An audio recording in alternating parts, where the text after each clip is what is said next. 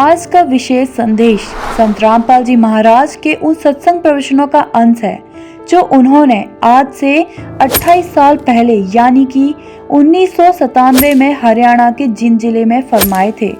1997 में हुए समागम से लिए गए सत्संग है, क्योंकि जो ज्ञान 1997 में संत रामपाल जी महाराज भक्त समाज को दे रहे थे, आज हमारे सभी पवित्र शास्त्र भी प्रमाणित कर रहे हैं। गीता, वेद, पुराण, बाइबल, कुरान, गुरु ग्रंथ साहिब आदि इन सदग्रंथों को संत रामपाल जी महाराज ने सन 2000 में हरियाणा के रोहतक जिले में स्थित सतलोक आश्रम बनने के बाद जांचा था। इससे पहले संत रामपाल जी महाराज आदरणीय संत गरीबदास जी महाराज द्वारा रचित अमर ग्रंथ साहिब से सत्संग प्रवचन करते थे। इससे यह सिद्ध होता है कि जिस सूक्ष्म वेद का ज्ञान कबीर साहिब जी ने संत गरीबदास जी महाराज के माध्यम से बुलवाया था, वह ज्ञान सभी पवित्र शास्त्रों से मेल खाता है।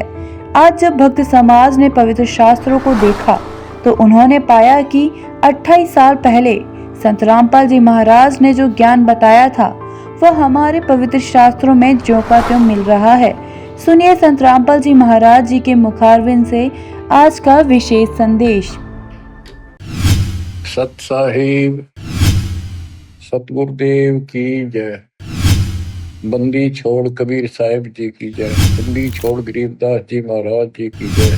स्वामी राम देवानंद जी गुरु महाराज जी की जय हो।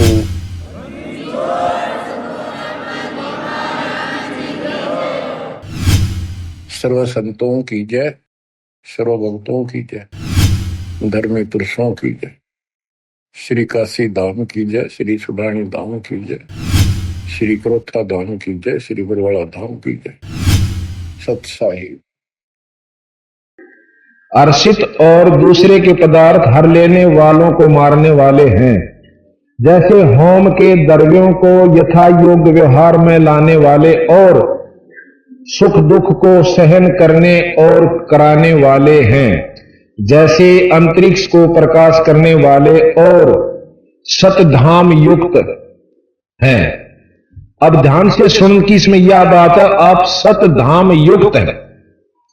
सतधाम कहो, सतलोक कहो, सतदीप कहो, निजदीप कहो, अमरदीप कहो। अब जो परमात्मा सतधाम युक्त है तो वो आकार में भी होगा। जब उसका लोक है तो आकार में भी होगा। ये एक विचार की बात से देखो, ये पढ़ लेना ना किसी का जचे तो। वैसे ही उक्त गुणों के प्रसिद्ध आप सब मनुष्यों की उपासना करने योग्य हैं, ऐसा हम लोग जानते हैं। ये सरलार्थ है। अब हम आपको सुनाएंगे सत्यार्थ प्रकाश में से। उससे पहले ये तो हुआ सतधाम युक्त। खुद स्वामी दयानंद जी भी मानते हैं कि वो परमात्मा सतधाम युक्त, अपने धाम सहित है। युक्त माने सहित, शक्ति युक्त, शक्तिमान, शक्ति सहित यानी लोक सहित है। तो लोक सहित है तो आकार भी से मनुष्य रूप में वो है किसी आकार में। और वो कबीर साहब के हैं कि सतलोक में हम रहते हैं भाई, वहां सृष्टि है और वहां से हमारा लोक है। और उधर से एक स्वामी जी मानते हैं कि परमात्मा कोई आकार नहीं है और वो निर्गुण है, निराकार है, उसका आकार नहीं है। तो वेद को वो श्रेष्ठ ज्ञान मानते स्वामी जी। और वेद खुद बताते हैं कि वो परमात्मा सतधाम युक्त है। सतधाम युक्त है तो परमात्मा आकार में भी है। तो निराकार की परिभाषा सारी फेल हो जाती है। ये समझने की बात या खास। अब दूसरी यह है कि हम इसको यहां पर स्वामी जीओ ने कबीर शब्द को खत्म कर दिया, जबकि इसमें साफ लिख रखा वो कबीर नाम का परमात्मा। ध्यान तो सुनो। और उसी का सरलार दूसरे संस्कृत विद ने कर रखा है, जो कि देखो ये श्लोक किसी के पर्सनल नहीं है, अपने निजी नहीं है। वेदों के श्लोक है या संस्कृत भाषा किसी की बनाई हुई नहीं है, मतलब अपनी पर्सनल नहीं है। ये जो की तो है। इसका सरलार्थ करणीय ने अपने हिसाब से अपनी भावना अनुसार उसका किया।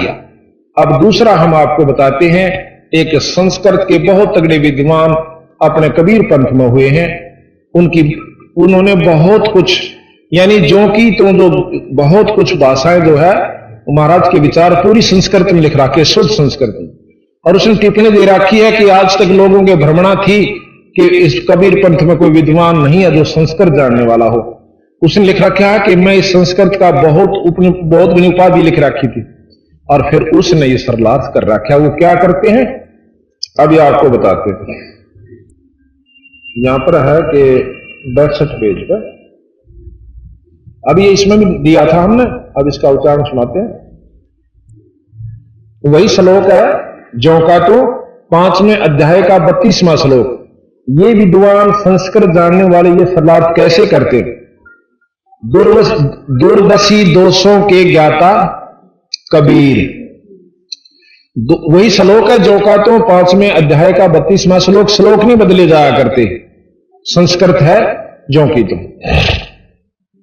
दूरदर्शी दोषों के ज्ञाता कबीर तेजोमयी हैं, और आप दीप्तिशील तथा पापों के शत्रु, और आप बंधन के नाश व तंतु बंधों के नाशक व तंतु रूप तारा आदि का विस्तार करने वाले, आप अग्नि के समान शुद्ध रूप हो, और आप कीर्तिमान हो। शरीर व मन को मांझ कर पवित्र करने वाले, सबको वश में करने वाले राजाधिराज हो, और आप विद्वानों की सभाओं में सूर्य समान शोभा पाने वाले हो। आप आकाश को की पवित्र वायु के सदृश शोधित और पवित्र हो, और आप देवता या संतों के निर्मित भोजन की भी को स्वीकार करने वाले हो।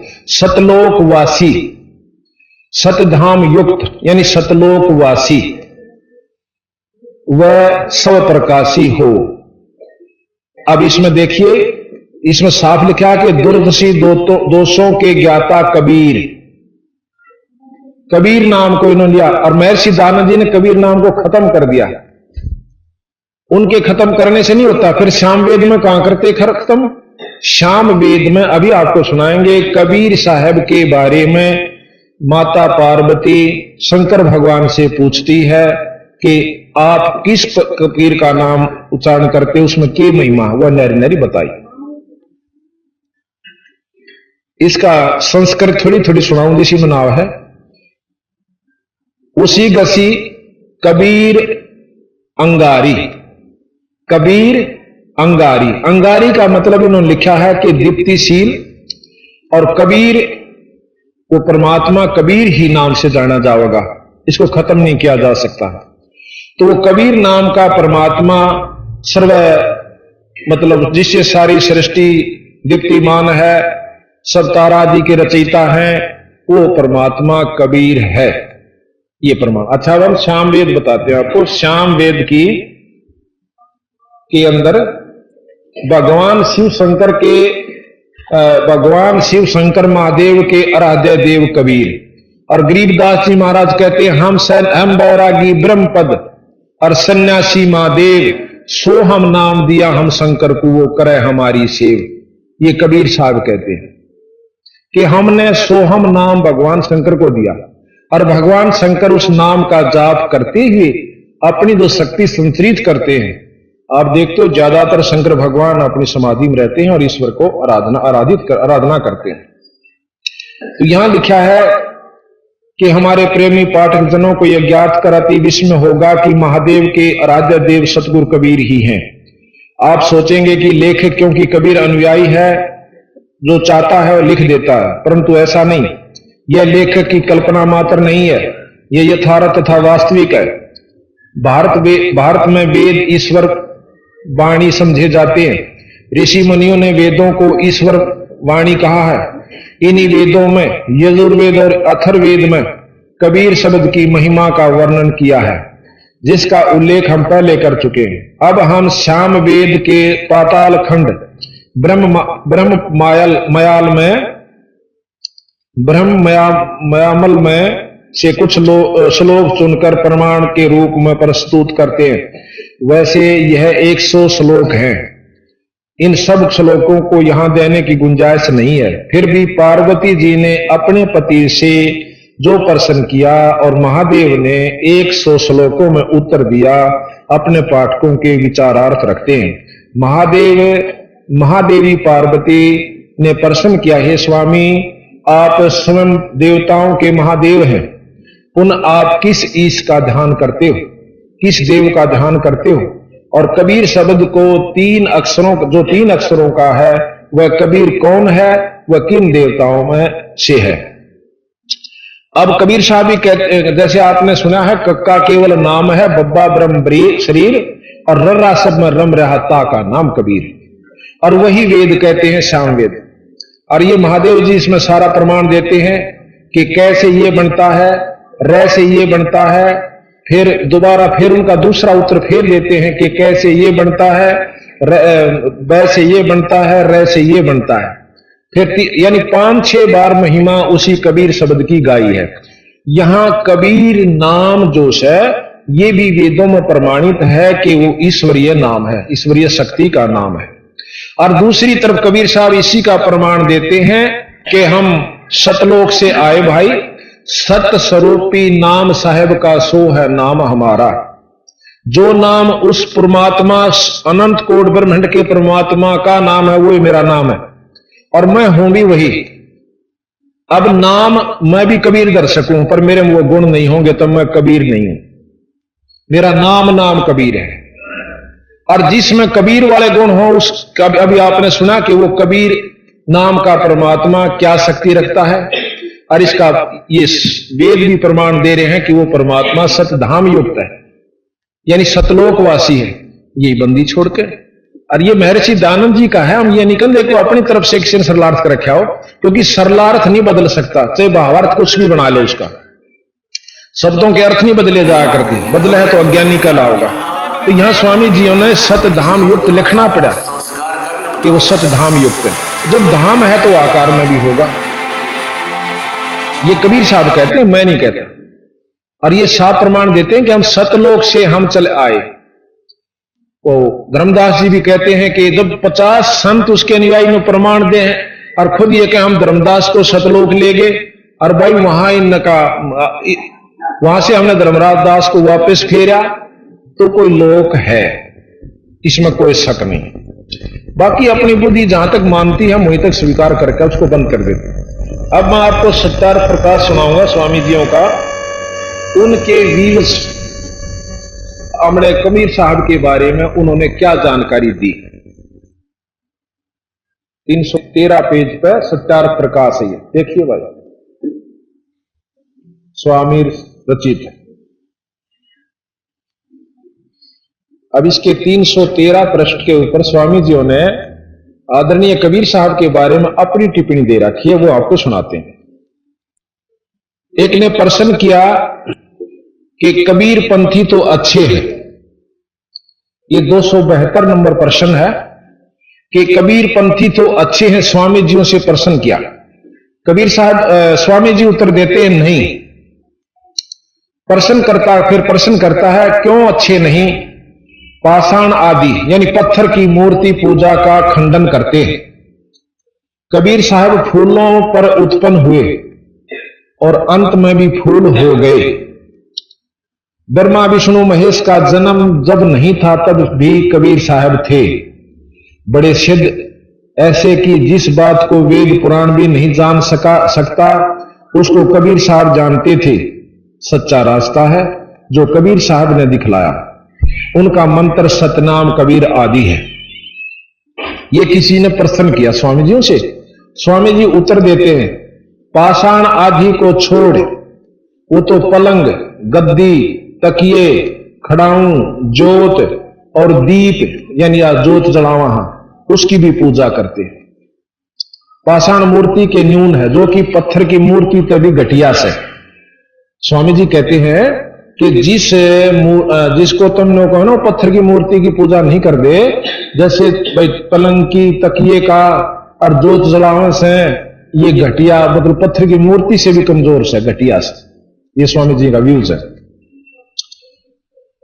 फिर कहते हैं कि क्या कबीर साहब बनूगा थे या कली थे?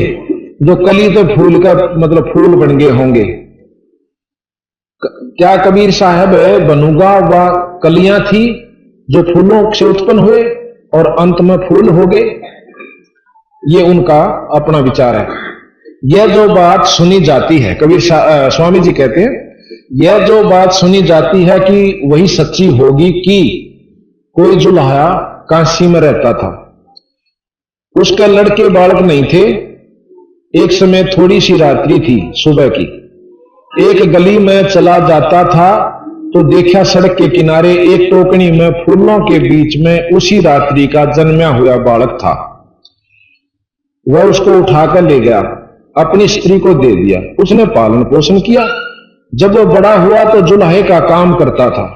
किसी पंडित के पास संस्कृत पढ़ने के लिए गया, उसने उसका अपमान कर दिया पंडित जी ने, और कहा कि हम जुल्हाओं को नहीं पढ़ाते। इसी प्रकार कई पंडितों के पास फिरा, परंतु किसी ने नहीं पढ़ाया। तब ऊंट पटांग बासा बनाकर, कबीर साहब के बारे में कहते हैं, तब ऊंट पटांग बासा बनाकर और जुल्हे आदि नीच लोगों को समझाने लगा।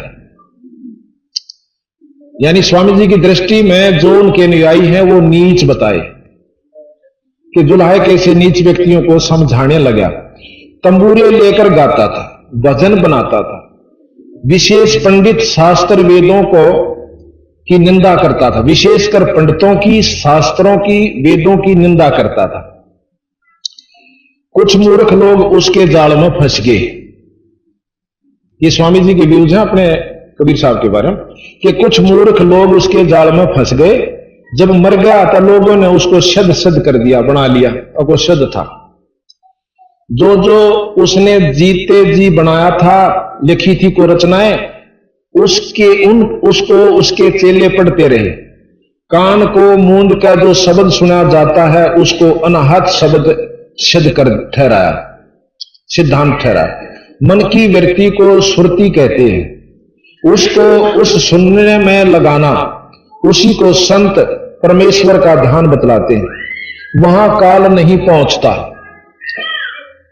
बर्छी के समान तिलक और चंदन आदि लकड़े की कंठी बांधते हैं। भला विचार के देखो कि इसमें आत्मा की उन्नति और ज्ञान क्या बढ़ सकता है।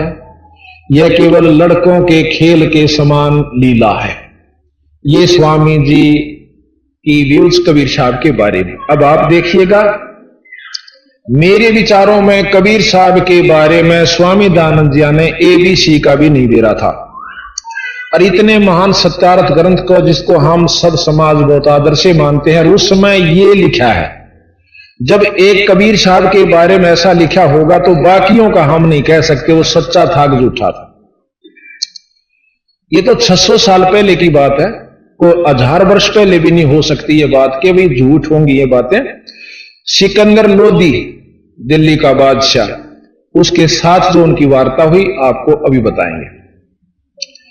अच्छा, दूसरी तरफ यही स्वामी जी कहते हैं कि वो परमात्मा निराकार है, आकार में नहीं आ सकता। अच्छा, अब यही वेद का जो आपने यजुर्वेद का पढ़ा 5वें अध्याय का 32वां श्लोक में कहते हैं कि वो भगवान, वो परमात्मा सतधाम युक्त है, सतलोक सहित है। अच्छा, अब हम आपको यजुर्वेद में फिर उनके द्वारा लिखा हुआ वो कहते हैं कि परमेश्वर शब्द प्रयोग किया उन्होंने, परमेश्वर। अब परमेश्वर की संधि छेद कर लियो आप पे, इतना तो तकरीबन 5वीं 7वीं 8वीं 10वीं में सब ने सिखा है संधि छेद करना। परम माने श्रेष्ठ,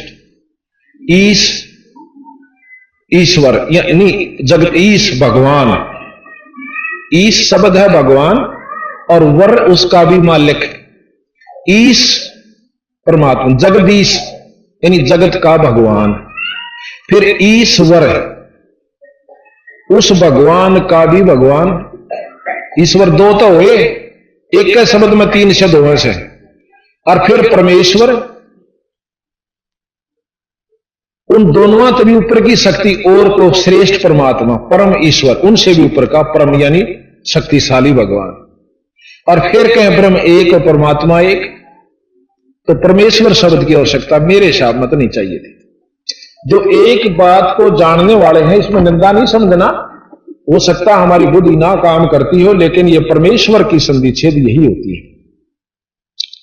अभी हम आपको बताते हैं, ये लिख रखा सार सरलार्थ करते हुए, सिर्फ ये अक्षर की त्यों ही रहेगी जो शास्त्र लिखते हैं और ये बताते हैं जो कहता हूं। अब कबीर साहब ने क्या कहा, क्या दिया हमारे को, वो भी आप ध्यान से सुन लीजिए। अब हम आपको बताएंगे आगे। तो आपके बारे में सुना, अब थोड़ा सा शिव पुराण के बारे में आपको जानकारी देते हैं और वही फिर ग्रंथ साहब से मिलाएंगे कबीर गरीबदास जिया की तरह। ये श्री महर्षि वेदव्यास द्वारा कृत श्री शिव महापुराण 11 खंड है इसमें। अब जब तक हमें शास्त्रों का विशेष ज्ञान नहीं होगा और फिर जब बंदी छोड़ की वाणी का आपको सही समझ में आओगी कि ये झूठ बोल रहे से साची कैसे। अब तो कोई आपने नौका देखा कि इससे शिव पुराण मैं सारे शब्द आपके पास ले आया।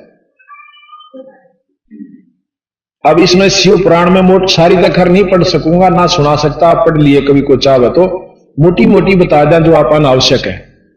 इसमें शिव जी की, विष्णु जी की उत्पत्ति शिव जी से, ऐसा लिखा है शिव पुराण में 121 पृष्ठ पे, 121 पृष्ठ पे। अब यार, और शिव पुराण, विष्णु पुराण भी मेरे पास है, वो आपको दिखाएंगे उसमें क्या प्रमाण है।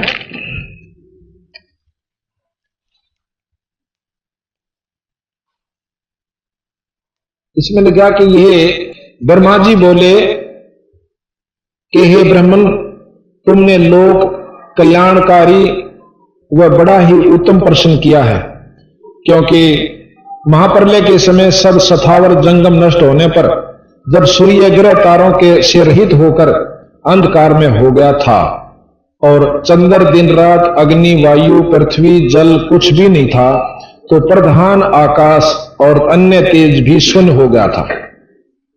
जब सत असत स्वरूप कुछ भी नहीं था, रह गया था, और जिसको निरंतर हृदयाकांक्षाओं में देखते हैं, जो मन वाणी से परे, इंद्रियों के विषयों से रहित, नाम रूप और वर्ण रहित, स्थूल तथा सूक्ष्म भी नहीं है, हर्षव, दीर्घ व लघु, गुरु, घटना बढ़ना भी कुछ नहीं होता, वह सत्य, ज्ञान और अनंत स्वरूप तथा परमानंद परम पुरुष है, जो ज्ञानतम और शोभायुक्त है, जो अमूर्त परम तव है, वही सदृश सदाशिव की मूर्ति है। ये मतलब ये है कि वो सदाशिव की मूर्ति है जिसमें ये गुण है। इसी को पंडित अवर्चनीय और पर्चनीय, अवर्चनीय तथा प्राचीन ईश्वर की मूर्ति कहते हैं। उसने अपने शरीर से स्वच्छंद शरीर वाली, कभी नाश न होने वाली शक्ति प्रकट करी, शिवजी ने करी। वही प्रधान प्रकृति, वही गुणवती माया और वही विकास से रहित बुद्धि तत्व जननी माता कहलाई। वही शक्ति अंबिका, प्रकृति संपूर्ण लोकों की ईश्वरी, त्रिदेवों की माता। अब देखो इसी में दोबारा फेर के कहें, वह तीनों देवताओं की मां। अब तीन देव की तरह के भाई, तीन देव ब्रह्मा विष्णु शिव। अरिब यानो कैसे कि वह है तीनों देवों की माता भी है, अष्टांगी, यानी ज्ञान को उलझाना, सूझे नहीं। अब यहां कहते शंकर भगवान से ने अपनी शक्ति तय वह माता उत्पन्न करी, और फिर वह माता बोला तीनवा की माता, त्रिदेवों की मां। अब बताओ तीसरा फिर कौन, वो चौथा और अलग हुआ फिर, इसका मतलब अब विचार से सुन की बात से। और कबीर साहब फिर इसका सीधा सरल भाव से बताएंगे, वो कल शुरू करेंगे हम। एक हमने बोर्ड बनवा रखा है पूरा लंबा चौड़ा, जिसमें सारा वर्णन दे रखा है, और वो फिर इन सारे शास्त्रों में जोड़ देगा। अकिया नूर ने थी भाई, ये गलत हिसाब से, अपने मन हिसाब से जोड़े गए। तो यहां लिखा है त्रिदेवों की माता नित्य और मूल कारण कही गई, जिसकी 8 भुजाएं हैं। और जो विचित्र मुख वाली सुप्रभा है, सदाशिव ने उस शक्ति को साथ लेकर शिवलोक नामक अक्षेत्र की रचना की। उसी उत्तम अक्षेत्र को काशी कहते हैं, जो परम मोक्ष को देने वाली और सर्वप्रिय है। उस अक्षेत्र में परमानंद शिव पार्वती सहित शक्ति सहित निवास करते हैं। अब पार्वती सहित शिव निवास करते हैं और उधर कहते हैं शिव जी ने ही वह माता विचार की। वो शिव कौन है? अब ध्यान से सुनना। सदाशिव ने उस शक्ति को साथ लेकर निवास करती है। हे मुने, प्रलय काल में भी वह क्षेत्र शिव पार्वती से रहित नहीं होता और उसी से उसका अभिमुक्त कहते हैं। अच्छा, अब फिर कहते हैं धनुषधारी शिव जी ने पहले इसमें एक आनंद वन बनाया था। ये शिवलोक का जिक्र कर रहे हैं। उस आनंद वन में शिवाशिव के रमण करने पर हे नारद जी, उन्हें किसी दूसरे पुरुष से के निर्माण की इच्छा हुई और उन्होंने सोचा कि हम इसका भार किसी दूसरे पर देकर शांति से काशी में केवल शयन करें। इस प्रकार निश्चय करके उसके दक्षिण के 10वें अंश में सुधा रूप आसव का व्यापार किया, जिससे त्रिलोक में एक सुंदर पुरुष का आविर्भाव हुआ, जो शांत और सतोगुण से युक्त एवं गंभीरता में सागर के समान था। तब उस अजय पुरुष ने प्रकट होकर परमेश्वर शंभु को प्रणाम कहा कि हे स्वामिन, मेरा नाम कहकर मेरे कर्मों का भी तो कहो। यह सुनकर प्रभु शिव जी हंसकर बोले कि सर्वत्र व्यापक होने से जगत में तुम्हारा विष्णु नाम प्रसिद्ध होगा। अब शंकर जियों से शिव जी भगवान ने विष्णु की उत्पत्ति दिखा दी। अब इसको घना पढ़ लो चाहे थोड़ा, इतना बतेरा हमने जिसके लिए हम पढ़ना चाहते थे। भक्तों को सुख करने वाले तुम्हारे और भी बहुत से नाम होंगे। तुम परम कार्य साधन के लिए दृढ़ता से तप करो। अब कहें विष्णु जी तप करके अरे साधना पाई। चलो, इसके बाद ब्रह्मा की उत्पत्ति विष्णु से। अब कहते हैं कि फिर ब्रह्मा की उत्पत्ति विष्णु जी के नाभि कमल तक हुई। ये भी प्रमाण, ये आपको फोटो भी दिखाया था। और शिव पुराण में क्या, विष्णु पुराण क्या कहता है वो कल भी दिखाया था, पर एक जरूरी होगा दोबारा उसको दिखाना, क्योंकि प्रकरण वही चल रहा है। अब आप देखिएगा इस फोटो में विष्णु भगवान से उत्पत्ति दोनों देवता, विष्णु भगवान से उत्पत्ति है नाभि कमल से ब्रह्मा, और शंकर जी को खुद विष्णु भगवान अपनी शक्ति प्रदान कर रहे हैं अगर छोटे से थे। साफ आगे होगी। ये ब्रह्मा जी, ये शंकर जी और विष्णु जी यहां कमल के फूल पर बैठे हुए। और इनकी नाभि से कमल की डंडी निकली, उसमें से कमल उत्पन्न हुआ, उसमें ब्रह्मा की उत्पत्ति बताते हैं। ये विष्णु पुराण अनुसार है। ये चित्र पढ़ लो चाहे ना पढ़ लो, चाहे सुना भी दूंगा। ये विष्णु पुराण के अनुसार है कि भगवान विष्णु से दोनों देवताओं की उत्पत्ति हुई। अब बताओ विष्णु पुराण ने सच्चा माना कि शिव पुराण ने मानेंगे, या ब्रह्मा से? फिर आप देखिए ब्रह्मा से सारी उत्पत्ति, ये ब्रह्म कुमारी आप जाकर देखिएगा, ये फिर आश्रम अपने में वो कहते हैं कि श्री ब्रह्मा जी जो है एक जगत में पहले पुरुष आए, उसको भगवान की संज्ञा में लेते हैं और उनसे सारी उत्पत्ति हुई। अब कबीर साहब के कहते हैं, वो भी सुनियो आप काल। फिर कबीर साहब बिल्कुल दाना दाना गिन के, और वो फिर आपका समझ में आओगा बंदी छोड़ ठीक है ऐसे, अकीय शास्त्र ठीक है। अच्छा, इसके बाद विष्णु जी को इतना कमजोर सिद्ध कर रखा शिव पुराण में। आप देखिएगा कि एक समय राजा दक्ष ने, ब्रह्मा की उत्पत्ति सुनो पहले, और फिर उनकी आपस में विष्णु से झगड़ा होता है ब्रह्मा का। 123 पेज पे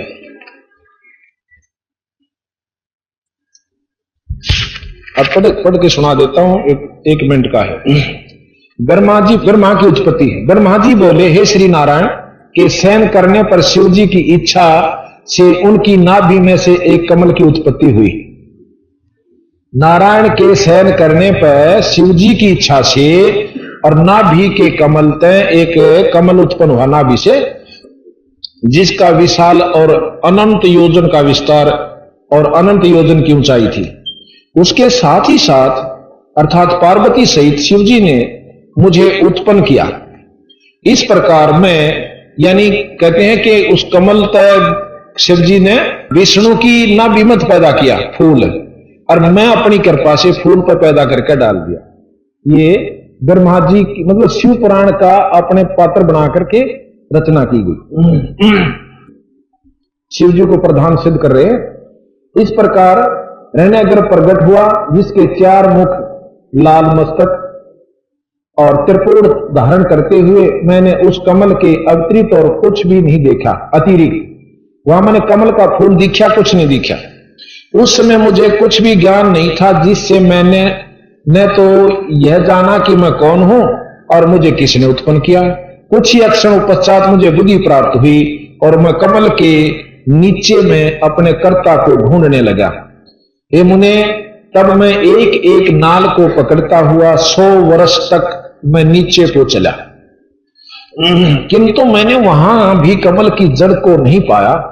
फिर मैं कमल के ऊपर जाने की इच्छा करने लगा। हे मुने, जब मैं कमल के मार्ग द्वारा मैं ऊपर आया तो कमल की कली कली वहां मुझे तप करने की मंगलमय वाणी सुनाई पड़ी। इस मोह नाशक आकाशवाणी को सुनकर मैं अपने पिता के दर्शन करने की इच्छा से फिर तप करने लगा और 12 वर्ष तक कठिन तप किया। पश्चात 4 भुजाधारी सुंदर नेत्र वाला भगवान विष्णु प्रकट हुए। सत असत उस महाभुज नारायण भगवान को देखकर मैं बड़ा प्रसन्न हुआ और शिव की माया से मोहित होकर मैंने अपने पिता को ना जानकर उनसे बोला कि तुम कौन हो। फिर मैंने अपने हाथ से उस सनातन पुरुष को जगाया, परंतु मेरे तीव्र हाथों द्वारा जगाए जाने पर वह अक्षण मात्र के लिए ही जागे और मुख से बोले कि तुम निर्भय होकर जाओ, मैं तुम्हारी संपूर्ण मनोकामनाओं को पूर्ण करूंगा। विष्णु भगवान से ने कही। विष्णु के ऐसे वचन सुनकर रजोगुण से विरोध मानकर मैंने उन जनार्दन से कहा कि हे निष्पाप, क्या तुम नहीं जानते कि मैं सबके संहार का कारण हूं। ब्रह्मा जी कहे, मेरे में गुस्सा हुआ कि मैं बोला तुम नहीं जानता कि मैं सबके संहार का कारण हूं और तुम शिष्य जैसा मुझ पर शासन करते हो। मैं साक्षात जगत का कर्ता, प्रकृति का प्रवर्तक, सनातन ब्रह्मा और विष्णु से उत्पन्न होने वाला और शिव की आत्मा हूं। अब तो ऊपर तन्यों कह रहे हैं कि मैं तेरे से भी ऊपर हूं और ब्रह्मा विष्णु से उत्पन्न होता हूं, और फिर न्यों कहा मैं थारे से ऊपर हूं। अब ध्यान तो सुनने की बात सही है। ब्रह्मा और विष्णु से उत्पन्न होने वाला और शिव की आत्मा हूं। वेद मुझे स्वयंभू, सम्राट, परम श्रेष्ठी और श्रेष्ठ कहते हैं। ये नारद, जब मैंने ऐसा कहा तो रामापति भगवान मुझ पर बहुत क्रोध हुए और कहने लगे कि तुम तो मेरे ही अविनाशी अंग के से उत्पन्न हुए हो। क्या अब तुम निर्दोष नारायण जगन्नाथ को भूल गए। यहां विष्णु भगवान कहता है ब्रह्मा तुम मेरे से उत्पन्न हुआ, उधर से कहते हैं कि शिव जी की कृपा से मैं उत्पन्न हुआ। निसंदेह तुम मेरी ही नाभि से उत्पन्न हुए हो, परंतु इसमें तुम्हारा अपराध भी तो नहीं, क्योंकि तुमको मैंने अपनी माया से मोहित कर दिया। हे चतुर्मुख, यह मेरा वचन सत्य है कि सब देवों का ईश्वर मैं ही हूं और मैं ही सब का करता हूं, हरता हूं, भरता हूं और व्यापक हूं। विष्णु भगवान कहे मैं सब कुछ हूं और मैं ही अद्वितीय परब्रह्म, पितामह, परम तत्व, ये सब कुछ मुझ में चराचर जगत स्थित है। तुम मेरी शरण में आओ, मैं तुम्हारी सब दुखों की से रक्षा करूंगा। ब्रह्मा जी कहते हैं कि जब भगवान विष्णु ने ऐसा कहा तो मैं क्रोध होकर उनसे बोला कि तुम कौन हो, बहुत बकवास कर रहे हो, तुम परब्रह्म ईश्वर नहीं हो, तुम्हारा भी कोई कर्ता होगा। शंकर जी की माया ने मुझे मोहित कर दिया था। मैंने हरि से रोमांचकारी युद्ध आरंभ कर दिया। तब मेरे और उनके बीच में एक लिंग प्रकट हुआ। हमारा झगड़ा बंद करवाने खातिर एक लिंग प्रकट हुआ। हम दोनों ने उस देव को नमस्कार कर अपना अपना युद्ध बंद कर दिया और प्रार्थना की कि हे महाप्रभु, आप शीघ्र ही हमें अपने वास्तविक रूप का दर्शन दिखाओ।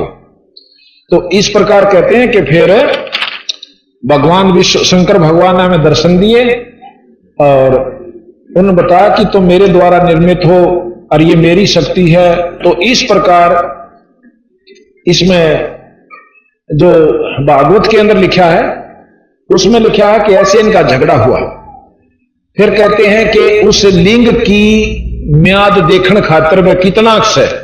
कहते हैं विष्णु भगवान तो ऊपर न चाल पड़ा ना, ब्रह्मा जी तो ऊपर न चला और शंकर भगवान तले न चला गया, पाताल ही चला गया, क्योंकि उस लिंग का कोई बेरा नहीं पिटा कितना लंबा से।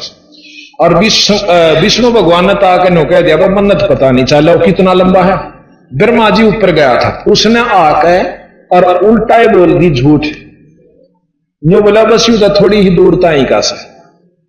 कहते इस बात ने सुनकर शंकर भगवान ने एक वीरभद्र नाम का अपना गण अपनी शक्ति से तैयार किया और उसने आकर और भगवान ब्रह्मा जी का 5 मुंह थे इसका पहला, एक सिर काट दिया। सिर काट दिया तो सब कांपने लग गए, विष्णु वीर वो ब्रह्मा जी भी क्या बात हुई कि तुमने हमारे इष्ट की बेइज्जती करी, झूठ बोली है कि मैंने वहां पर उसको दर्शन कर लिए और उसकी म्याद पागी। तो इतने में शिव जी प्रकट हो जाते हैं, उन्हें रख रखाव कर दिया, वह चले एक काट दिया जो काट दिया, प्राज्ञ मत काट दिया, यह सजा बतेरी से। अब कहते हैं भगवान विष्णु ब्रह्मा जी के 4 मुख रह गए, चतुरानन कहते हैं इनको। अच्छा, अब तो यहां पर हम आपको फिर बताएं कि एक समय, अब सारा नहीं पढ़ना चाहता क्योंकि पढ़ने में देर लगे। एक समय पार्वती और शंकर भगवान शिव जी अपने नंदी पर सवार होकर और आकाश में उड़ रहे थे। उन्होंने देखा कि रामचंद्र जी और एक व्यक्ति 2 व्यक्ति किसी विलाप में रो रहे हैं और तड़प तड़प कर वृक्षों की कौड़ी भर रहे हैं, पशुओं से पूछ रहे भाई तुमने कोई सीता देखी, तुमने मेरी सीता देखी, विलाप कर। उनको जाकर के शंकर भगवान ने ऊपर से नमस्कार किया आदर से। अब पार्वती कहने लगी कि आप इस व्यक्ति को जो इसी बुरी तरह रो रहा है इसने नमस्कार क्यों करते हो? तो शिव जी भगवान कहने लगे ये पारब्रह्म परमात्मा है, ये 3 लोक के मालिक है, ये भगवान है और इनकी कोई दासी को पत्नी को कोई उठा ले गया। तो पार्वती ने बोले मत ना मानो इस बात में कि ये भगवान होकर और इनकी औरत ने उठा ले गया और फिर इतना इसमें दुख न। बोला तू रहने दे या ठीक बात से, मैं जो कहूं शंकर जी बोले कि यह सच है। पार्वती जी नहीं मानी, न बोली मत परीक्षा लूंगी। शिव जी भगवान ने बोले देख परीक्षा ना लिए, मेरी बात मान जा, अकाछा को ना लो। भगवान शिव जी चले गए बाहर अपना कोई तप साधन करने खातिर, पाछे तय सीता का रूप बनाया और भगवान राम के सामने चले गई। उसने सोचा था कि जानते मुझे स्वीकार करेगा और बहुत जैसी शांति प्रकट होगी। कहती जो ही मैं भगवान राम के सामने गई तो भगवान ने मुझे देखते नहीं बोला हे दक्ष पुत्री माया, हे दक्ष की बेटी पार्वती तू क्या करना यार? भगवान ने कहां छोड़ आई? ने बोली मैं बहुत शर्मिंदा हुई, मैं तो गड्ढ गई पानी में। ए महाराज तुम सच्चे भगवान सो? वापस आ गई तो ठीक है। भगवान शंकर कहने लगा कि परीक्षा ले आई अकना मन को परीक्षा अच्छा। और भगवान शिव जी ने जान लिया कि यार झूठ बोल रहा है। अब उसने मन से पार्वती को त्याग दिया कि तू मेरा काम नहीं रही, पत्नी रूप में मैं स्वीकार नहीं कर सकता। क्यों? क्योंकि तूने मेरी माता का रूप बना लिया, सीता का। यहां सीता को माता कहते भगवान विष्णु शिव जी, और माता का रूप बना लिया तो तुम मेरी मां स्वरूप होगी, मैं तुझे पत्नी रूप में स्वीकार नहीं कर सकता। और न्यू कह के ऊपर पहाड़ा पर जाकर अपना साधना कर ली, मुझे दिल से त्याग दिया। तो मैंने भाप लिया कि ईब चाहे धरती इधर से उधर हो जावे। शिव जी मानने वाले नहीं है। उधर से मेरे पिताजी ने दक्ष जी ने एक यज्ञ किया हुआ था, उस यज्ञ में जाके देखा, उसने सोचा चला अपने घर में चाली बोर तक में साधन नहीं, घर जावे से तो महाराजा दक्ष ने एक यज्ञ करवा रखा, उसमें हवन कुंड बनवा रखे। सभी राजाओं को और बाकी जमाइयों को सबका आदर दे रखा, सबका ना आ रहे थे उनका भाग काट रखा, पर शिव जी नहीं गए हुए थे, ना बुलाए थे और उनका भाग भी नहीं काट रखे थे। अब पार्वती जाके सब जगह देखा है कि हमारा तो कितना नाम न गोआ और ना मैं बुलाई। अपने पिता ते छो मां के कहती है कि तेरे जैसे नीच पिता के दर्शन में भी पाप लगे, तना अपने जमाई का भी भाग नहीं कटा, अपनी पुत्री को भी नहीं बुलाया। तो वो कहता है, दक्ष गुस्से हो जाता है कि नीच बालिका, तुझे ज्ञान नहीं कि वो मेरा दुश्मन है, मेरा जमाई नहीं है, मेरे से जो है ना मेरी इच्छा के विरुद्ध तूने शादी की थी और मैं ना बुलाऊं और ना मेरा वो पसंद। वो तो गल में सांप घालने रहे और गल के अंदर जो है ना रूंड माड़ा सर घाल रहा कपाल और पागला वाला हाल, मैं उसको यहां बुलाऊं। कहने लगी मुझे बड़ा गुस्सा आया, अकेले मैं तेरा यज्ञ करवाऊंगी पूरा ही। उसके हवन कुंड में जड़कर मर जाती है पार्वती जी। शंकर भगवान ने ज्ञान हुआ, कहते उसने वीरभद्र को प्रकट किया और आपने कई उनको साथ में लेकर भेजा गणों। अच्छा, वहां पर ब्रह्मा जी और विष्णु जी दोनों उपलब्ध थे। विष्णु जी की आज्ञा से वो किया गया था यज्ञ। अब वीरभद्र आवा है, दक्ष को पता चल गया कि वीरभद्र आवा है और आपको नष्ट कर देगा। तो विष्णु जी से अर्ज करी कि महाराज मेरी रक्षा करो। विष्णु जी कहने लगे कि वीरभद्र का आगे मेरी नहीं बसाओगे। अब विष्णु भगवान की यहां पर समर्थता का आप विचार कीजिए। विष्णु भगवान एक शिव जी के गण के आगे न्यू कैसे कि मेरी नहीं बसावेगी, और दक्ष भाई तने गलती करी, बुला लेना चाहिए था। ने बोला जी होगी सो होगी, मेरी रक्षा करो।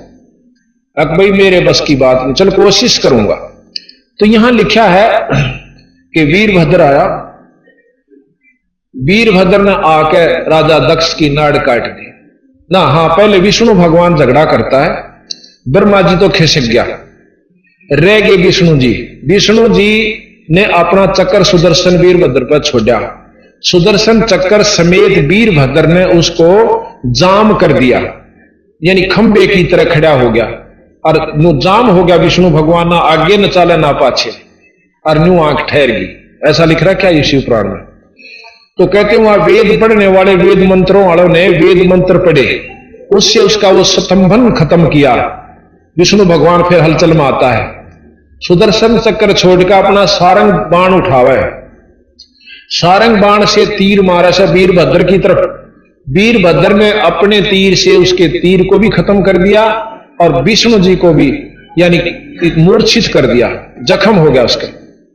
और फिर वो क्या नाम है वहां पर वेद मंत्रों के उससे उसका तीर निकाला और फिर विष्णु भगवान अपने लोक को चला गया। अर्थात शिव जी के सामने विष्णु भगवान बहुत छोटी इकाई होगी, जो उनके गणों से भी नीचे पहुंच गया। ये इसमें लिखा है कि विष्णु ने अपना सारंग धनुष उठाया और वीरभद्र ने 3 बाण मारे, 3 टुकड़े कर दिए। विष्णु भगवान भाग गए और ब्रह्मा जी तो पहले जा चुके थे। अब हम ये नहीं कहना चाहते कि ये गलत है या ठीक है, पर आप विचार कीजिए। अब फिर क्या हुआ, एक समय उस समय जो यज्ञ कर रहे थे और उन्होंने शिवजी का वो नहीं निकाला था, तो दधीची ऋषि जो है शिवजी उपासक थे, वो उस यज्ञ से उठकर चले गए। कहने लगे जब आपने हमारे इष्ट का नहीं स्थान रखा तो हम नहीं रहेंगे यहां पर, ऐसे यज्ञ में हमारा पाप है आना, चले गए।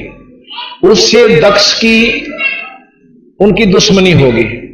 फिर राजा वक्षु को भेजा कि आप राजा दधीची को पराजित करके आओ, नहीं हुआ। फिर राजा दक्षु ने यो नाम अक्षु है, राजा अक्षु ने विष्णु की उपासना की। विष्णु जी प्रकट हुए, कहने लगे स्वामी जी राजा दधीची को पराजित कर दो, मैं यही मांगता हूं, वरदान मांग लिया था। नो बोला देख दधीची ने मैं पराजित नहीं कर सकता, विष्णु जी कैसे, पर मैं कोशिश करूंगा, कोई और छल कपट का तरीका अपनाऊंगा। एक ब्राह्मण का रूप बनाकर दधीची के पास चला गया कि क्या मांगो विप्र जी, कि आप मुझे लिख कर देना, वरदान दो। क्या लिख कर दूं? कि आप आप वरदान दे दो कि मैं अक्षु राजा से पराजित हो जाऊंगा। ने बोला तो विष्णु है और मुझे छलने आया है। राजा दधीची उसको श्राप दे दिया और विष्णु जी अपने लोक को चले गए। ये शिव पुराण आपको मैं सुना रहा हूं। अच्छा, अब इसमें सिद्ध हो गया कि शंकर भगवान के, वैसे तो बहुत कुछ वर्णन है इसमें, कि ब्रह्मा व विष्णु द्वारा शंकर की से अक्षमा याचना तथा शिव जी का प्रसन्न होकर के उन्हें अक्षमा कर देना और दक्ष आदि को जीवित करना। राजा दक्ष को फिर शंकर भगवान ने बकरे का मुंह लाकर और जीवित कर दिया। सिर कटा हुआ बकरिया, वो तो फूक दिया था उसका सिर। इसमें चित्र भी दे रखा है राजा दक्ष को जीवित करने का। अब आपने ये तो ज्ञान हो गया कि शंकर भगवान से विष्णु बहुत छोटी इकाई है, जैसे शास्त्र शिव महापुराण प्रश्न करता मतलब ज्ञान देता है। अब विचार सुनिए गरीबदास जी के। गरीबदास जी महाराज कहते हैं कि एक समय शंकर भगवान के सामने भस्मासुर जियों ने 12 वर्ष तप किया था।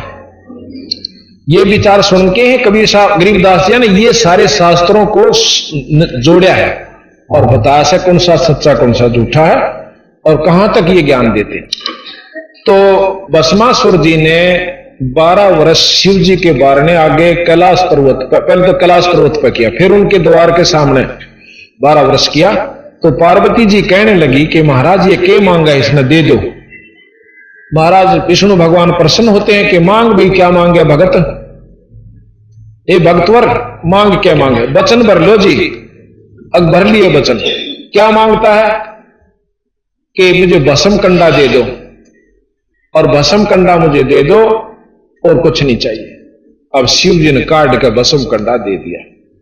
भस्म कंडे में को लेकर और वो शिव जी को मारने के लिए, शिव भगवान को खत्म करने के लिए दौड़ता है और मन में के विक्षेपता कि मैं पार्वती को अपनी पत्नी बनाऊं और शंकर जी ने खत्म कर दूं। बहुत सुंदर है पार्वती। अब गरीबदास जी महाराज कहते हैं कि वो भगवान शंकर इतने महान थे और वो ये नहीं जान सके कि इसको बद्दी के मन में केस है, ये भी नहीं जान सके। और फिर क्या वर्णन है कि शंकर भगवान भागा आ गए और कड़ा लेकर भस्म करूंगा और भस्मासुर पाछे पाछे। सिद्धि भस्मासुर में भी थी और उड्डन की सिद्धि शंकर जी में भी, दोनों उड़ के चाल पड़े। बहुत आगे शंकर भगवान भागी जहां से विष्णु जी आवे हैं। नो बोले भाई कहीं चाल्या, ये भगवान कहां चले? कि नो बोला आप भी भाग लो। अकी बात से कि एक राक्षस भस्मासुर नाम का ना हो, हाँ भस्मासुर नाम का राक्षस ने मेरे से वो भस्म कंडा ले लिया और खूब मुझे मारने की इरादा रखता है और पार्वती को पत्नी बनाओगा। भाई भाजली बोल कोई इलाज नहीं। विष्णु जी ने बोले कोई बात ना। महाराज वहां से प्रगट विष्णु जी अंतर ध्यान होते हैं और सुंदर पार्वती का रूप बनाकर भस्मासुर के आगे आ जाते हैं।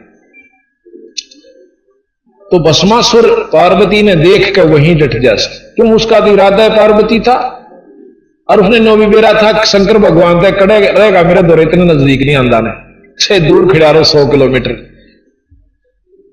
तो पार्वती से कहने लगा, पार्वती कहने लगी कि मैं तो आपके लिए आई हूं और छोड़ो उसके पाछे क्यों भाग रहे हो। अब ठीक से न बोले मैं जब खुश होंगी मैंने नाच के दिखा दे। नाचन लग गया भस्मासुर।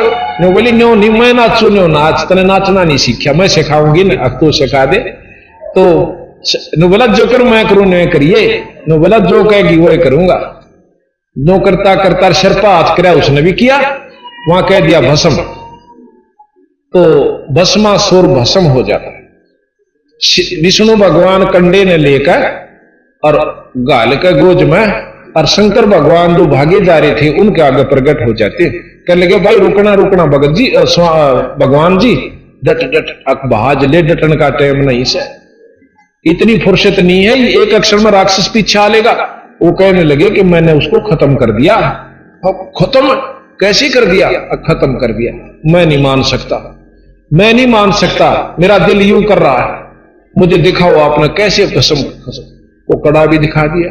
मैं बोले आप लाए कैसे, आपने भस्म किया कैसे, मुझे जरा बताइए। तो कहने लगे कि उसी समय उन्होंने एक लड़की का रूप धारण किया, बहुत सुंदर।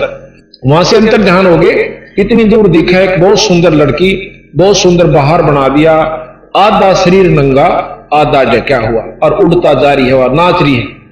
तो शिव जी भगवान उसी समय उस लड़की के पीछे भाग लेते हैं, ये प्रमाण मिलते हैं शास्त्रों में। उसके पीछे भाग लेते हैं और वो आगे आगे भगवान विष्णु शंकर पीछे पीछे। फिर उनका आगे वर्णन मैं नहीं करना चाहता क्योंकि इस सभा में नहीं कर सकते, इतना ढंग का वर्णन इसमें है, यहां सभा में सुना भी नहीं सकते। अब यहां बात खत्म हुई। चलो अब उधर तो शिव जी से विष्णु उत्पन्न हुए और उधर वो शंकर भगवान एक भस्मासुर के सामने नहीं टिक पाया, वहां रक्षा विष्णु भगवान ने की। अब चलो आगे। अब वो पार्वती जी का जो शरीर जल गया था हवन कुंड में, और वो जल गया था पर कंकाल हाड न्यू के न्यू रह गए थे। शंकर भगवान जाते हैं सभा में और देखे हैं कि पार्वती का शव पड़ा, उस कांधे पर धर के उस शव ने, और कई हजार वर्ष तक पर्वता में घूमते रहे पागल होकर के उसके विरह में, ऐसा भी प्रमाण मिलता है। फिर विष्णु जी ने देखा कि ये तो बावड़ा हो गया और इस मरे हुए हड्डा ने ठाए फिर इसका मोह भंग करना चाहिए। जब इतना मोह इन भगवान के अंदर था कि वो एक मरे हुए उसके भी इतना आसक्त हुआ, तो परमात्मा की पूर्ण परमात्मा की संज्ञा नहीं दी जा सकती। फिर क्या हुआ कि उन्होंने अपने त्रिशूल से उसको मार दिया। कहीं पर हाथ पड़ा, कहीं पर कान पड़े, कहीं पर आंख पड़ी, कहीं पर सिर पड़ा। तो जहां पर उनका जो जो स्थान पड़ा, कहीं पर नैना देवी, कहीं पर फलानी देवी, वो सब मंदिर बाद में बना दिए गए।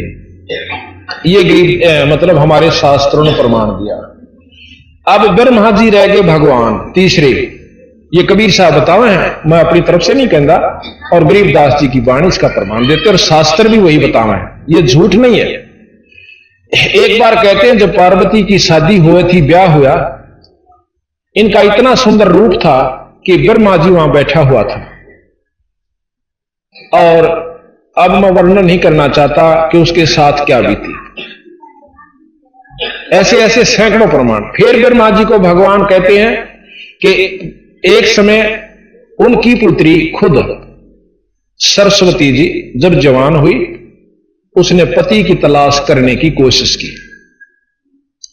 तो ब्रह्मा जी उससे कुछ क्षण पहले देवताओं को अपनी सभा में प्रवचन कर रहा है कि भी देखो, बुरे कर्म का बुरा फल होता है, परतरिया गमन का महाफल होता, महापाप होता है।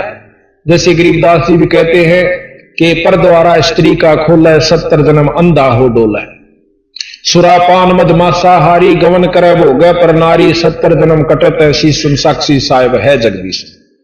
ये बहुत लंबे लंबे प्रवचन कह रखे। और भाई देव वही है जो अपनी इंद्रियों को वश में कर लेता है, अपने मन को काबू में कर लेता है, और बाकी तो सब कदे और कुत्ते की संज्ञा में होते हैं जो इनको काबू नहीं कर सकते। ऐसे ऐसे प्रवचन ब्रह्मा जी खुद कर रहे हैं। इतनी देर में सरस्वती जी बहुत हार श्रृंगार करके उनकी पुत्री और ब्रह्मा की सभा में आए हुए देवों में से अपने पति चुनन की इच्छा से जाती है। कहते उसी समय ब्रह्मा जी का मन डामाडोल हो जाता अपनी पुत्री देख के, और सिंहासन से उठ कर उसकी कौड़ी भर लेता है, जैसे अश्लील व्यक्ति पिक्चरों में आप देखते होंगे मुस्कुराते हुए। कहते हैं शिवजी वहां पर प्रकट हुए, शिवजी ने उनके सिर पर थाप मारी, ब्रह्मा इस शरीर न छोड़ दे, और तन तो नष्ट कर दिया, भ्रष्ट हो गया तू तो। ब्रह्मा का शरीर शंकर जी ने खत्म कर दिया। फिर नाभि कमल पर प्रकट हुआ। मतलब इस प्रकार की व्याख्याएं आपने शिव पुराण, विष्णु पुराण, ब्रह्म पुराण के अंदर सुनने को मिली। अब गरीबदास जियों की हम आपको वाणी सुनाते हैं। अब आप विचार कीजिए कि इनमें फिर परमात्मा कौन सा रहा, और ये भी नहीं कह सकते कि भगवान नहीं थे। जैसे परमात्मा की परिभाषा हमने काल भी बताई थी, आज फिर थोड़ी सी रिवाइज करते हैं। परमात्मा जो है, भगवान कहो, अल्लाह कहो, गॉड कहो, खुदा कहो, रब कहो, ये उस शक्ति का नाम है। गॉड इज द पावर, जिसमें जितनी शक्ति उतना ही गॉड। जैसे डीसी जिलेता ही का भगवान से साध से, और कमिश्नर 4-5 जिलों के ऊपर साहब है, और फिर इनके ऊपर मंत्री तथा मुख्यमंत्री भी साहब को आते हैं। जितनी जिसमें शक्ति है उतने वो साहब है। फिर प्रधानमंत्री भी साहब है। अब ये भी नहीं कह सकते कि इनके अंदर ये विकार नहीं हो सकते, यानी जो काम मुख्यमंत्री कर सकता वो डीसी कद्दे नहीं कर सकता, और जो प्रधानमंत्री कर सकते हैं उस कार्य को ना डीसी और ना मुख्यमंत्री भी, क्योंकि प्रधानमंत्री में वो शक्ति होती 6 महीने तक अपने देश के नागरिक को वो किसी भी राज्य का मुख्यमंत्री बना सकता है, उसने जरूरत नहीं इलेक्शन करवाने की।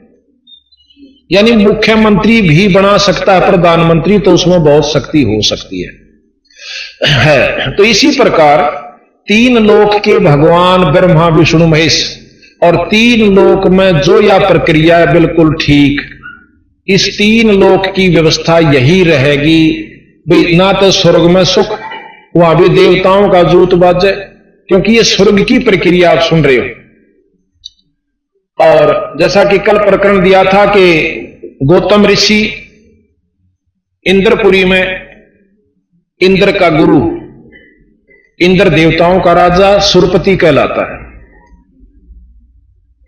और वो अहिला के रूप के ऊपर मोहित हो जाता है, शास्त्र बताते हैं। मुर्गे से या जैसा भी कहा उन्होंने किया, चंद्रमा को साक्षी रखा, जाकर के दुष्कर्म करना चाहा। गौतम ऋषि जल्दी वापस आगे नहा के, आगे वो पाए, उनको धोती मारी, श्राप दे दिया, अहिला पत्थर की होगी, और इंद्र के 1000 भाग योनि स्त्री वाली बढ़ेगी। उसके बाद अब आप देखिए, जब वहां भी ऐसे दुख हैं कि कोई भी सुखी नहीं, तो उसी लिए गरीबदास जी महाराज कहते हैं कि स्वर्ग हमने भी देखा पर हमरा मन नहीं लग गया, सुन मंडल यानी और ऊपर को चले, भाई काल कर्म सब भाग गया। अब ये बात जब ज्ञान हो जाएगा कि हमने किस इष्ट की उपासना करनी चाहिए और कहां तक हम किस उपासना से क्या लाभ मिलेंगे, उपासना क्या चीज है। जैसे हमने डिप्टी कमिश्नर से मेल करना है तो उसके लिए कोई उसका खास आदमी पकड़ना पड़ेगा अपनी सही काम को भी करवाने के लिए, ताकि उसको यह विश्वास हो जाए कि ये आदमी आया है तो ये बिल्कुल सही आदमी को लेकर आया होगा। तो वो बिचौलिया जो सब वो गुरु कहलाता है। अब थोड़ी सी गुरु की परिभाषा हम बताते हैं। अब परमात्मा तो आप जान गए कि जैसे 3 लोक के तो ये हो गए ब्रह्मा विष्णु महेश, और 21 ब्रह्मांड का परमात्मा ब्रह्म है जिसका वेद वर्णन करते हैं। और 21 एक ब्रह्मांड की ज्ञान भी ब्रह्मा विष्णु महेश को नहीं है। 21 ब्रह्मांड के से 21वें ब्रह्मांड पर वो परमात्मा यानी निरंजन ज्योत निरंजन जिसको कहते हैं, वो आकार रूप में अपने लोक में है। तो ब्रह्म को जो है, ब्रह्म हुआ 21 ब्रह्मांड तक का भगवान, इससे ऊपर पार ब्रह्म। ब्रह्म और पार ब्रह्म आप 2 शब्द हर समय सुनते हो, ब्रह्म तथा पार ब्रह्म। कबीर साहब कहते हैं कि जब 2 नाम हैं तो शक्ति भी 2 होंगी। अब परमेश्वर शब्द आपने सुना था जो कि वेदों में भी प्रमाणित है, और जो कि एक ईश्वर को मानने वाले महर्षि दयानंद जी भी परमेश्वर शब्द का प्रयोग करते हैं। तो आप विचार कीजिए कि परमात्मा एक कहां रहा। ईश अभी पहले भी बताया था, ईश जगदीश जगत का यानी सारी सृष्टि का परमात्मा भगवान, ईश्वर उसका भी भगवान, और परमेश्वर इन दोनों से भी ऊपर की शक्ति को परमेश्वर कहा जाएगा। तो इसी प्रकार ब्रह्म और परब्रह्म, दादा परदादा यानी परब्रह्म उससे श्रेष्ठ शक्ति। ब्रह्म क्या चीज है? वो गुण, वो शक्ति जिसमें ये गुण है जो हम देते हैं, निराकार है और सब वस्तुओं का पालन करने वाला है, पालन पोषण करने वाला है, 5 तत्वों का प्रधान है। ये गुण ब्रह्म है, इससे ऊपर परब्रह्म है जिससे इससे सुपीरियर गुण होते हैं। उससे ऊपर पूर्ण ब्रह्म, और कबीर साहब बताते हैं कि पार ब्रह्म से ऊपर एक पूर्ण ब्रह्म शक्ति है जिसको सतलोक के मालिक सतपुरुष कहा। तो ज्योत निरंजन जो है ये ब्रह्म है, अक्षर पुरुष, अवगत पुरुष, ये परब्रह्म है। और जब महाप्रलय हुई है होती है तो गरीबदास जी महाराज कहते हैं कि महाप्रलय में 21 ब्रह्मांड तक खत्म हो जाते हैं, ब्रह्म की स्थिति समाप्त हो जाती है, वो परब्रह्म में समा जाते हैं। वहां पर इन जीवों का अलग अलग ढंग से रख दिया जाता है। कामिक उसमें रहेंगे, क्रोधी उसमें रहेंगे। गरीबदास जी के विलास बोध में आप पढ़ लीजिए। तो इससे आगे पूर्ण ब्रह्म है। पूर्ण ब्रह्म के नुमाइंदे बंदी छोड़ कबीर साहब और गरीबदास जी अपने इस मर्तब मंडल में आए अपना ज्ञान देने के लिए। विष्णु भगवान के अवतार राम और कृष्ण आए अपना ज्ञान देने के लिए। उन्होंने अपने ब्रह्म तक का ज्ञान दिया, इन्होंने पर ब्रह्म तथा पूर्ण ब्रह्म तक का ज्ञान दिया। ये प्रमाणित सतगुरु महाराज करते हैं।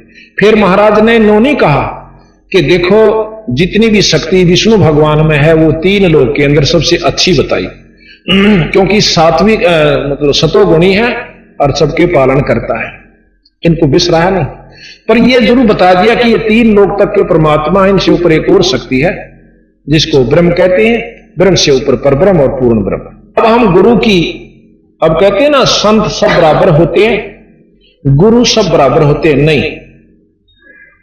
गुरु नाम बराबर हो सके पर गुण में अंतर होता है।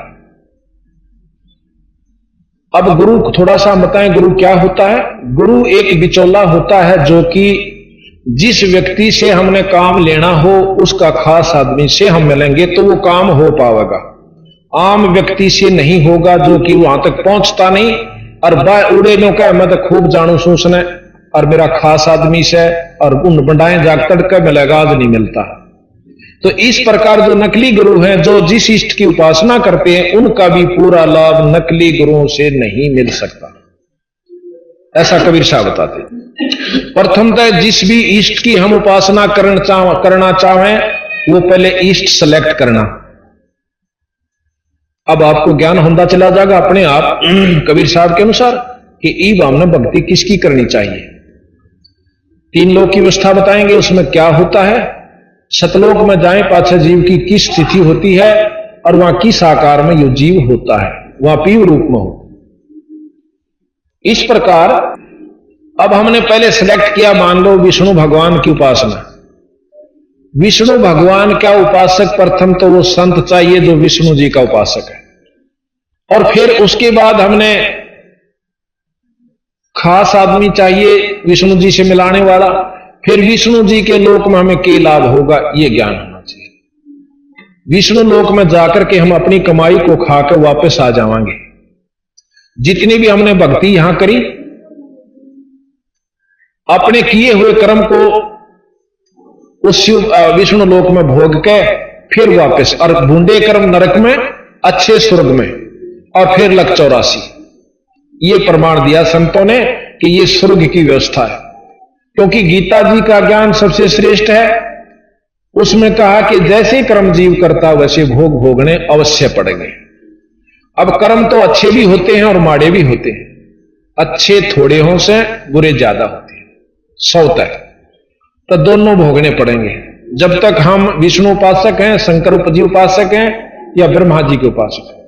क्योंकि विष्णु अभी प्रमाण पहले भी दिया था पर नई संगत हर बार नई जुड़ती है, उसको थोड़ा थोड़ा फिर रिवाइज कराना पड़ रहा है कि त्रेता युग में भगवान रामचंद्र जी ने बाली जी को मारा था जो सुग्रीव का भाई था, और भाई द्वापर ने बोला मेरा बदला कर दोगे, द्वापर युग में दूंगा। कृष्ण के रूप में बालिया रूपी जीमर ने, एक बालिया नाम का जीमर था, उसने भगवान विष्णु यानी कृष्ण के तीर मारा पांव में और वो बदला लिया।